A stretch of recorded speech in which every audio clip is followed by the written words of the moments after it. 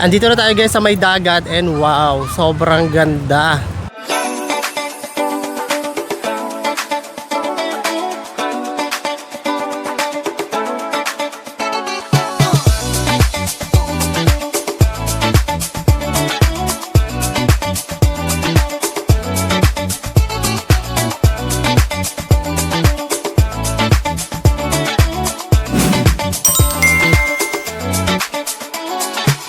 Hey guys! Welcome back to Travel YOLO, and for today's vlog ay pupunta tayo sa Boracay Island. At syempre maglalagay ulit tayo ng expenses calculator para malaman nyo kung magkano ang kailangan nyong isave para sa inyong Boracay adventure. Around 10:11 AM nang dumating ako sa NAIA Terminal 2 para sa aking 1:25 PM flight. At dahil hindi pa ako nagbe-breakfast ay nag-brunch muna ako dito sa airport. Bumili ako ng beef steak sa Lola Babes worth 265 pesos with mineral water na siya. And in fairness sa mga food na nakain ko dito sa airport, ay masarap itong nabili ko sa Lola Babes. Medyo mahal nga lang siya kasi syempre ay located ito sa airport. 12:56 PM nang mag-board kami and shoutout AirAsia dahil maaga tayo today. Hey guys, boarding na tayo. See you Boracay in a bit.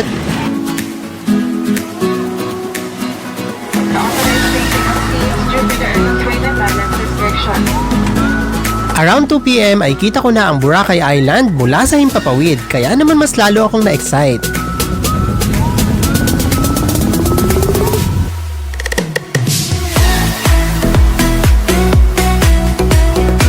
(2:15 PM) nang safe kaming makaland sa Katiklan Airport. Hi kuya, Albert po.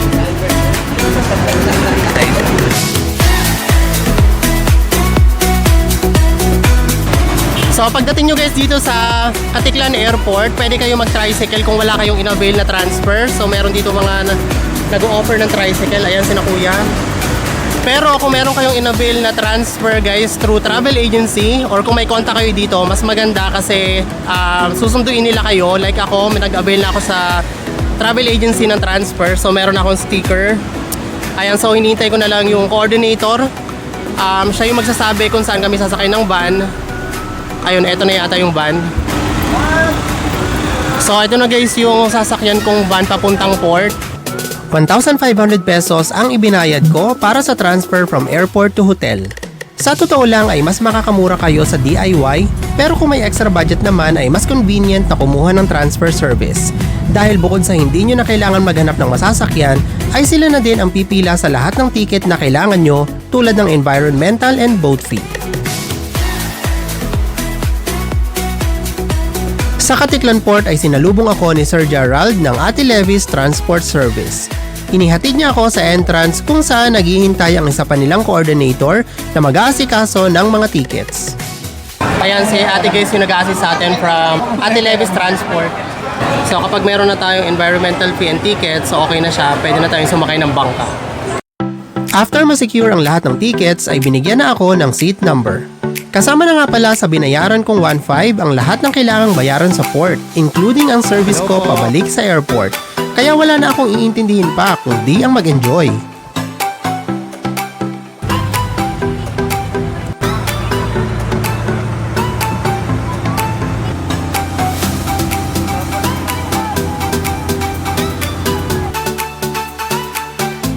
Pagdating sa port ng Boracay ay sinalubong ulit ako ng isa pang coordinator na maghahatid sa akin sa service papuntang hotel. Hi ma'am, ano pong pangalan nila ma'am? Era. Okay guys, nandito na tayo sa port ng Boracay Island.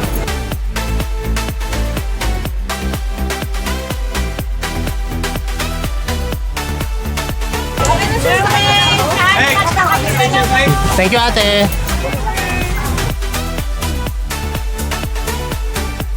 After less than 5 minutes ay narating ko din ang short time dormitel kung saan ako magstay. And yes, you heard me right. Less than 5 minutes lang ang biyahe from Boracay Jetty Port. Kaya kung magdi-DIY kayo at wala naman kayong mabibigat na dala, ay pwede nyo itong lakarin para naman ma-feel nyo din ang community ng Boracay. Orient ko lang po kayo kung magpapahanap natin lang po, iwasan lang po natin ma-stain, ma-lost or amin shipping mga car starting charges niyo po, assign na lang po dito sa kanila. After kong mag-check-in ay inassist na ako papunta sa aking room. For backpackers ka pala ito, so may mga kasama ako sa kwarto. Meron ditong 4 bunk beds kaya up to 8 persons ang kasya sa isang room. 396 pesos lang ang binayaran ko dito for one night stay, so murang-mura siya kaya bagay na bagay ito sa mga budget travelers.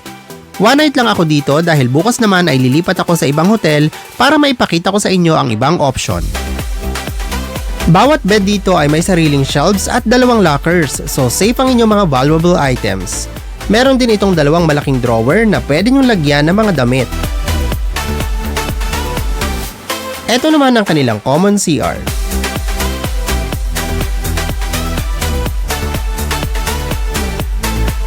Okay guys, so tapos ako mag-freshen up at magpahinga ng konti. So pupunta muna tayo sa may beachfront para maglakad-lakad and maghihintay na tayo doon ng gabi para mag-dinner. May free shuttle service ang Short Time Dormitel. Kailangan nyo lang magpa-schedule 30 minutes before pick up or drop off.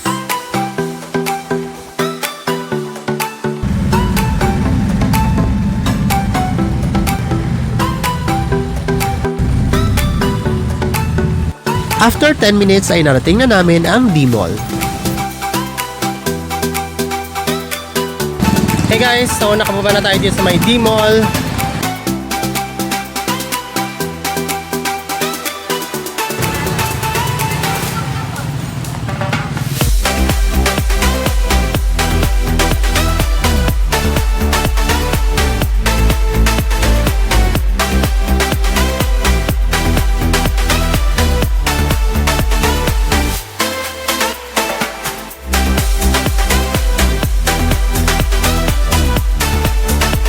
Andito na tayo guys sa may dagat and wow, sobrang ganda.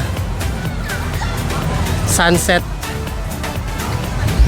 Na oras na ba? It's exactly 5:30 PM guys. Ito yung view. Buti na lang maganda yung weather. And grabe guys ha, kahit September na, sobrang dami pa rin bumibisita sa Boracay. Diba rainy season ngayon pero ang daming naandito. Ang dami nagbabakasyon.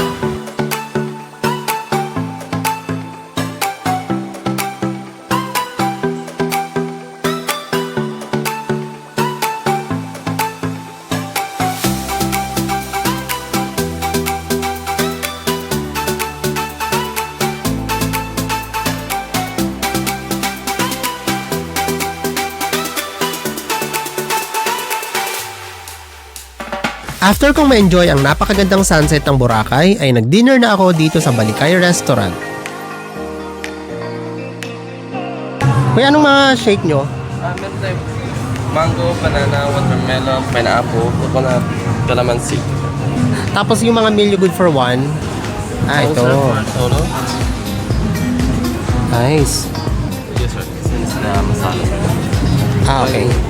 Chicken, shrimp, or fish.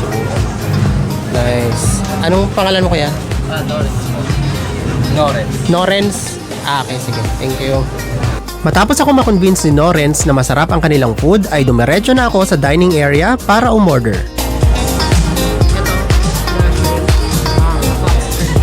Tapos isang new shake, mango shake. Habang naghihintay ay nag-serve sila ng complimentary bread and butter, and after few minutes ay na-serve na ang aking food.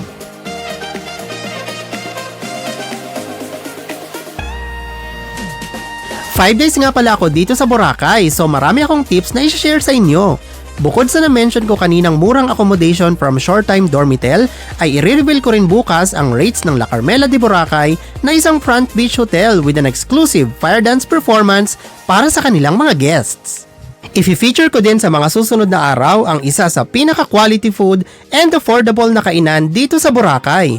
Walang iba kundi ang Jasper's Tapsilog and Restaurant. And of course, hindi ko rin pinalampas ang buffet sa Henan na talaga namang may pagkasosyal with their very entertaining dancing chefs. Nagparty din ako sa yate na isa sa pinakabagong attraction dito sa Boracay. So kung hindi pa kayo nakasubscribe, please subscribe now para updated kayo sa mga susunod ko pang travel vlogs. After kong mag-dinner ay naglakad-lakad muna ako and around 9pm ay tinungo ko na ang Andox sa May Lagoon kung saan located ang waiting area ng shuttle ng Short Time Dormitel. Ay kaya. Dito na lang ako. Thank you. So that's it guys for my first day here in Boracay. Thank you so much guys for all your support. Please like and subscribe.